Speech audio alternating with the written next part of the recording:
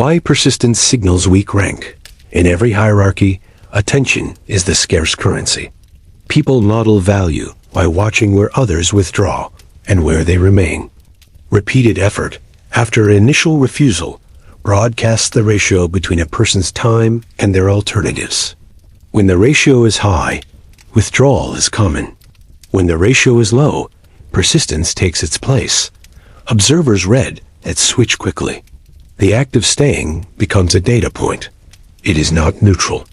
It marks the level at which the person can be priced. Status falls while effort keeps climbing. Persistence forms when uncertainty is high and identity is fragile. The person stabilizes themselves by repeating the bid. They prioritize internal continuity over external position. They call it consistency or patience. The behavior is not random. It is a predictable response to perceived scarcity, to sunk time, and to the fear of being excluded. When the surrounding environment is opaque, repetition feels like the only available control. The repetition sends its own signal. They are ignored and kept at distance. Within groups, withdrawal is a sign of surplus options. Leaving reads as choice. Staying after a clear refusal reads as dependence. Dependence is ranked below optionality. Optionality is scarce by design. The person who persists communicates that their time is cheap to themselves. Cheap time invites more demands and fewer concessions. The observer's conclusion is automatic.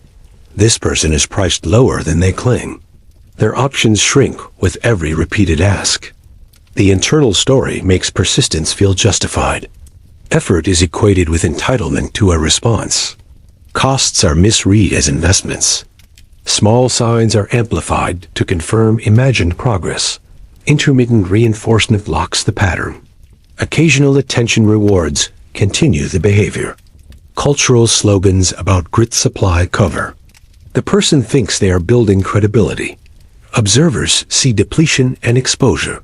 The same sequence produces two incompatible readings: strength from the inside, scarcity from the outside. Rank is inferred from asymmetry. The side that can delay, deny, or be vague has the higher position. The side that returns, reformulates, or asks again is coded as lower. That code becomes stable quickly. Every follow-up confirms it. Every concession creates distance. What looks like resolve becomes a record of failed bids. The timeline itself becomes evidence against the person. The longer it stretches, the harsher the conclusion. Attention functions like a gate. Those who can open it signal control. Those who wait at its signal need. Need drops rank. Rank determines terms. Terms determine future interactions. The cycle is self-perpetuating. The person adds effort. The effort increases the perceived gap. The pattern escalates without any explicit conflict. There is no argument. There is only accumulation. Observers measure opportunity cost silently. They assume a high-ranked person would switch targets rather than repeat requests to the same gatekeeper. They assume a high-ranked person maintains thresholds and does not beg for access. Every deviation from that assumption reduces perceived standing. This is not about fairness. It is about prediction. Observers do not reward effort detached from leverage. They reward scarcity and selectivity. Repeated offers after refusal prove that scarcity and selectivity are missing. The structure of many arenas amplifies this reading. In hiring, repeated check-ins are mapped to a lower bargaining position. In dating, repeated outreach after limited response is marked as dependence. In negotiation, adding features or promises after indifference reads as discounting one's own assets. The pattern generalizes across settings because the underlying inference is constant. Those who can leave do leave. Staying signals one cannot. That inference sets rank. People mistake silence for a test. They imagine the other side wants demonstrations of commitment. They imagine that more detail, more persistence, or more sacrifice will flip the judgment. The premise is wrong. The silence is already the answer. It is the signal. It does not ask for more. It informs allocation. The person ignores it because it threatens their self-concept. They defend the image of themselves as committed. The defense raises the visible cost they are willing to bear. The cost becomes their new label. Inside the pattern, the person confuses familiarity with influence. They believe repeated contact equals relationship. It does not. It equals availability. Availability invites extraction. Extraction lowers rank. The person keeps offering because a clean break would expose the loss. The loss is already exposed. Others see it and adjust. The pattern continues until the person's presence is assumed, not valued. At each step, small reinterpretations keep the mechanism intact. A delay is framed as a near accept. A boundary is redefined as a negotiation tactic. A generic message is treated as progress. These reframings maintain the loop by preventing withdrawal. Withdrawal would increase uncertainty, which is intolerable to the person locked into the identity of the persistent actor. So they continue. The behavior stabilizes around the wrong metric, time spent rather than power held. Effort without leverage has a clear meaning. It marks a low price. People with a low price are given tasks, not choices. They are placed last in queue and told little. They endure friction others do not see. They agree to terms before they are stated. Their names are attached to low-priority work. They are present, but not central. Their effort secures access to more effort. Claims of endurance are common inside the pattern. The person insists that they are still here. The statement contains the verdict. If being still here were costly to others, they would have been moved. The fact that they remain is proof that moving them is unnecessary. This is the stable status signal in hierarchical systems. Those who can be made to wait are lower. Those who cannot be made to wait are higher. The clarity of that conclusion grows with each repetition. The mismatch between self-perception and external read ensures the pattern persists. The person experiences effort as noble. Others experience it as surplus supply. The person expects recognition for persistence. Others set their price accordingly. This is not a misunderstanding that clears with more context. It is a structural inference drawn from observed choices. The person keeps making the same choice. The observers keep drawing the same conclusion. The loop does not need coordination. It needs time. The outcome drifts into place. Patterns of speech and tone are tracked as well. Apologies precede asks. Softeners preface simple requests. Each hedged approach degrades the position further. The act of framing oneself as a burden is not neutral. It becomes the category. The person who assumes they are inconvenient is treated as such. That treatment then justifies more hedging. The loop strengthens. Price-making versus price-taking behavior surfaces in small moves. Price makers state limits and then go quiet. Price takers restate interest and accept delays. Observers do not need to articulate this. They watch timing. They watch who follows. They watch who reaches out and who is reached out to. The person who persists is the one following. The follower occupies the lower rung. That rung is not temporary. It becomes their default place in the system. What complicates the view from inside is selective memory. Rare cases of rewarded persistence are remembered and broadcast. The far more common outcome is deletion without response. Deletion sends a clear ranking message. The person ignores the deletion because it is not visible like a refusal. They only see their own continued motion. The absence of active pushback is misread as partial acceptance. It is not that. It is the cleanest form of rejection in systems that avoid direct friction. The silence is the sort of signal that strong rank can send. Another illusion keeps the behavior in place, the belief that more context will change minds. The person writes longer messages. They add more proofs. They supply more references. None of this addresses the inferred variable. The inference is not about content. It is about posture. The posture is already recorded. Additional detail is just more proof of the same posture. The resulting archive becomes a case file of low rank. Social risk is also priced. A person who persists after receiving distance is coded as indifferent to social cues. Indifference to cues is read as poor calibration. Poor calibration equals higher risk. Higher risk moves that person further from scarce resources. They receive fewer invitations and fewer untracked opportunities. They are kept where oversight is easy. Over time, the person learns they need to push harder for the minimum. They mistake this for a test of character. It is a layout of their place. Infractions of timing create the most obvious traces. Quick replies to slow replies mark craving. Multiple pings to a single unanswered message mark lack of alternatives. The ratio is noticed. People will not spell it out. They will only reassign priority. The person calls their behavior diligence. The group calls it need. The label that sticks is the group's. It governs how others engage, who defers, who decides. The person has opted into a losing frame without seeing it.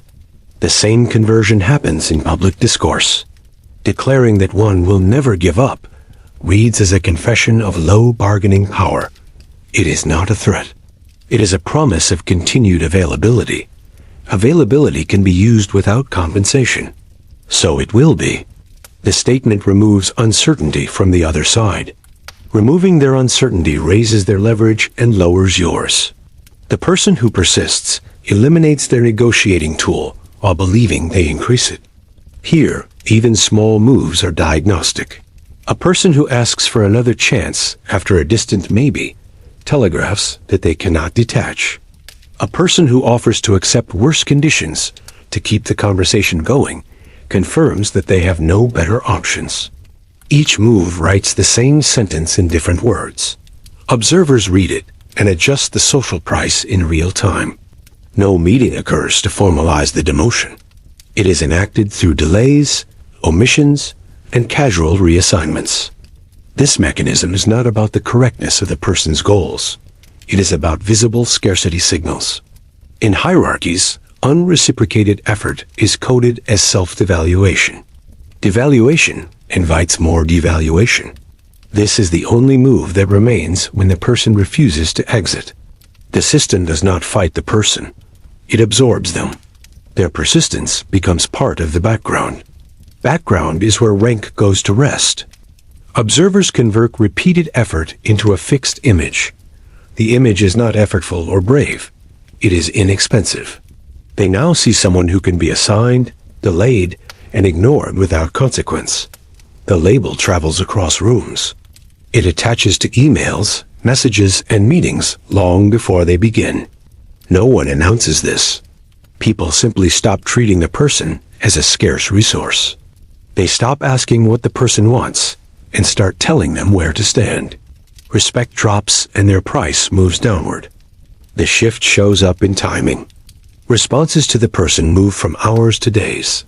Invitations land late or not at all. Their name appears last on lists.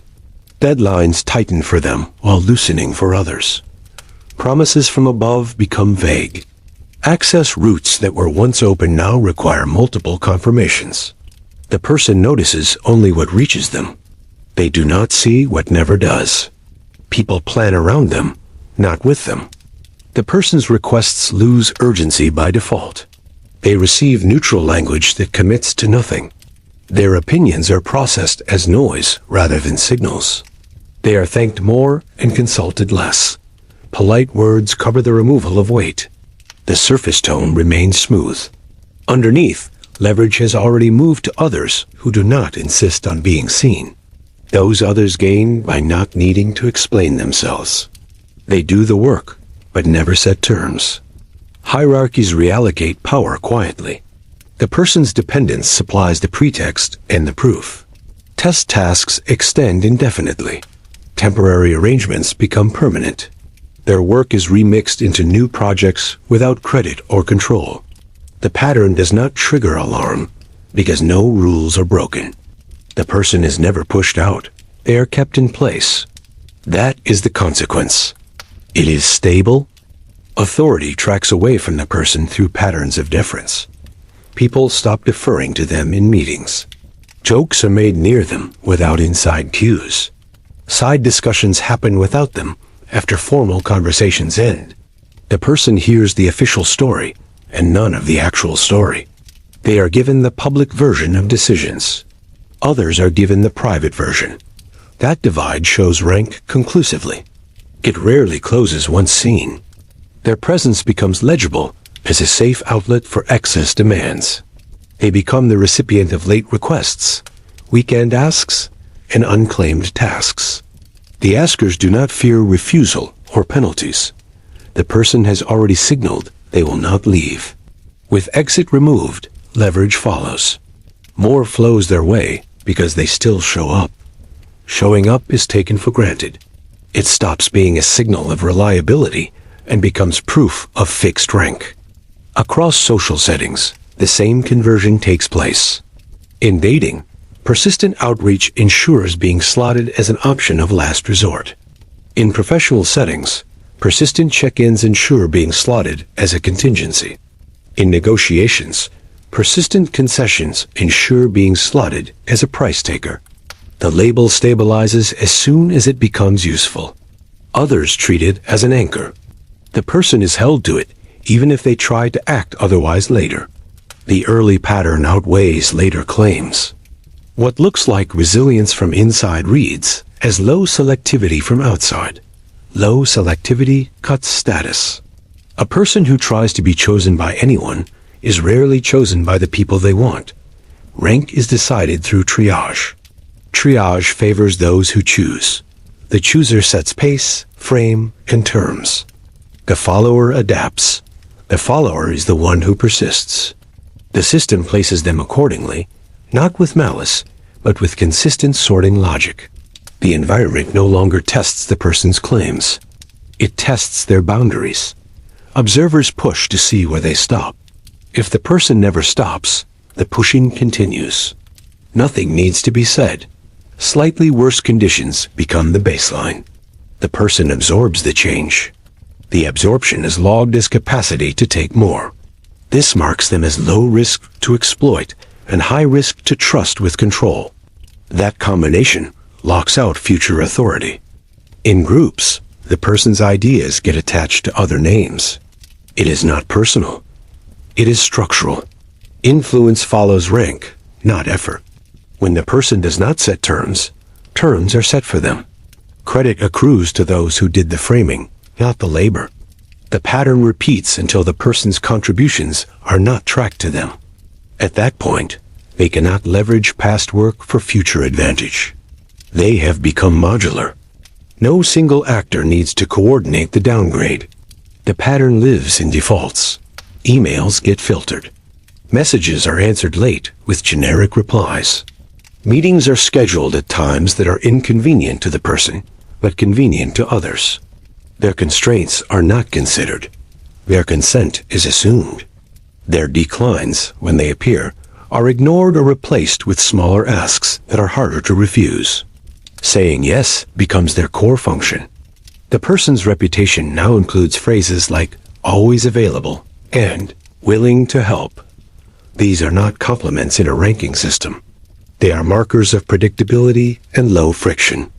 Predictable and low friction actors are kept close to work, far from decisions. They hold load, not power. The boundary between service and authority hardens. Each repeated compliance strengthens it. The friendlier the language, the colder the outcome. Silence continues to do the heavy lifting.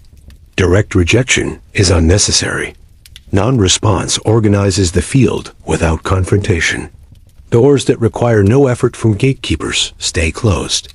The person orbits those doors and tells themselves that patience is a plan. The plan never activates because the signal never changes. The story ends where it began. They are waiting, visible to everyone as someone who will remain waiting. Over time, the person becomes the example used to pressure others. Their willingness to accept terms is cited as a standard. They agreed becomes the implied rule. Others who want to resist are calibrated against that. This spreads the person's rank downward onto new entrants. The people above do not move. They do not need to. The structure now contains its own proof. The person's persistence supplies it. The future narrows in predictable ways. Fewer unsolicited offers arrive. The ones that do arrive contain worse terms and more conditions. The person's attempts to renegotiate are met with reminders of their past compliance. Their cue history replaces their voice. When they push back, they are treated as if they are breaking character. The reaction is cold and brief. Nothing is debated. Even in venues where feedback is given, the message avoids the core. Feedback addresses performance, not posture. The person hears about details. They do not hear about rank. They cannot correct details into a new rank. The only reforms allowed to them are cosmetic. Those will not change how others plan around them. The path they are on stretches forward with minor variation. Its shape is already fixed. Loss of reputation capital follows the same path. People begin to discount their statements about timing, capacity, and commitment. They assume the person will accept the final plan regardless of early objections. Objections lose weight. Counsel loses weight. The person can say anything. The system expects the same behavior. That expectation settles into memory.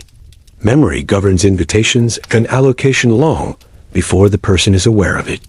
Over a longer window, the person's network evolves in a clear direction. People with high leverage drift away. People seeking extraction drift closer. Incoming relationships are defined by what they can take, not what they can build. The person becomes a node for unwanted work and one-way support. Their influence shrinks to those who need them and those who ignore them. The overlap between those sets is large. At scale, this becomes a quiet exile. The person attends, answers, and acts. They do not decide. Others do not need to say no. No is encoded in timing, terms, and tone. The person continues to interpret endurance as virtue.